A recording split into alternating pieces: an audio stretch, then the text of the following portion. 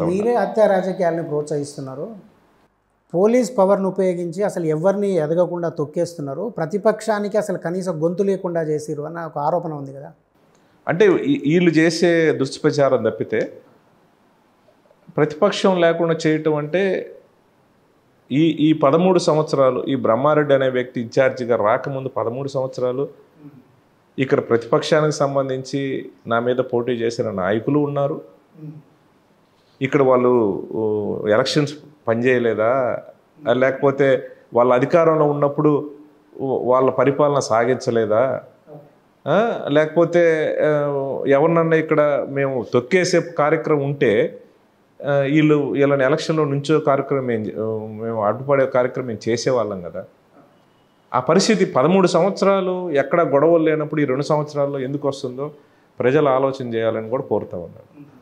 ఎందుకంటే నేను కొత్తగా ఈ 5 సంవత్సరాల శాసనసభ్యుడు కాదు. నేను 3 పర్యాయములు 15 సంవత్సరాలు శాసనసభ్యుడిగా ఉన్నా.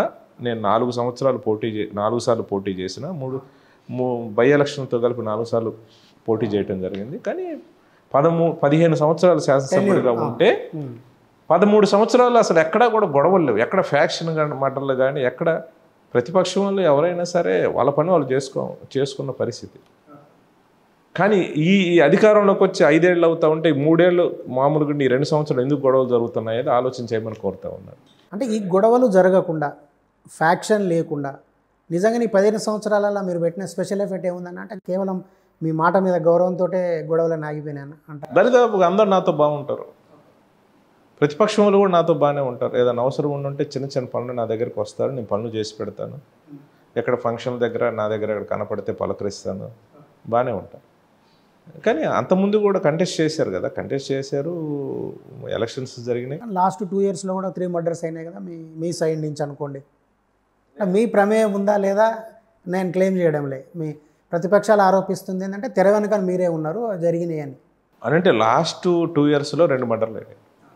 ఒకటి గుళ్ళపాడులో ఫ్యాక్షన్ మర్చిపోయి 20 సంవత్సరాలు అవుతా ఉంది.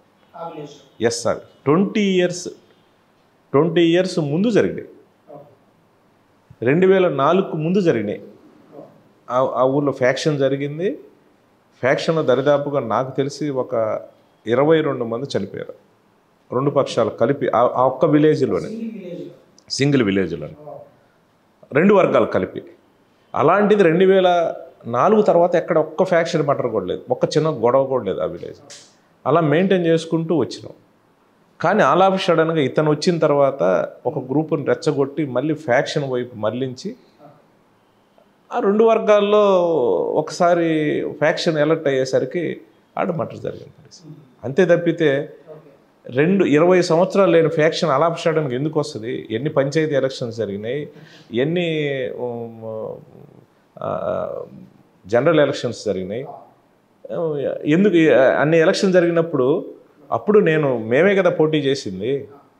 మేము ఆ ఫ్యాక్షన్ ప్రోత్సహించి ఇలాంటి చెయ్యాలనుకుంటే 2004లో మేమే పోటీ చేసాం, 2009లో మేమే పోటీ చేసాం, 2012లో పోటీ చేసాం, 2009లో చేసాం, 2019లో చేసాం. ఇన్ని ఎలక్షన్ చేసినప్పుడు మేము చేయాలనుకుంటే అప్పుడు గొడవలు చేయించేవాళ్ళం కదా, మేము అనుకుంటే అప్పుడు చేయించేవాళ్ళం కదా. ఇప్పుడు ఎందుకు జరిగింది అంటే ఇతను ప్రొవోక్ చేస్తూ ఉన్నాడు. ఇతను కావాలని రెచ్చగొట్టేసేసి ఉన్నాయి లేని అంటే సోషల్ మీడియాకు సంబంధించి నేనేదో ఇక్కడ మేమేదో చేస్తున్నామని, మేమేదో వరుసగా గెలుస్తూ ఉన్నామని చెప్పి ఏదో రకంగా మళ్ళీ పట్టు చేతికి తీసుకోవాలి అనే ఆలోచనతోటి ఒక కలుషితమైన రాజకీయానికి మళ్ళీ బీజం వేస్తున్నారా? బీజం వేసేసి అందరినీ కూడా అన్ని ఫ్యామిలీలు కూడా డిస్టర్బ్ కావడానికి ఇతనికి ప్రధాన కారణం ఈ వెనకాల చంద్రబాబు నాయుడు అనుకుని నడిపిస్తాం.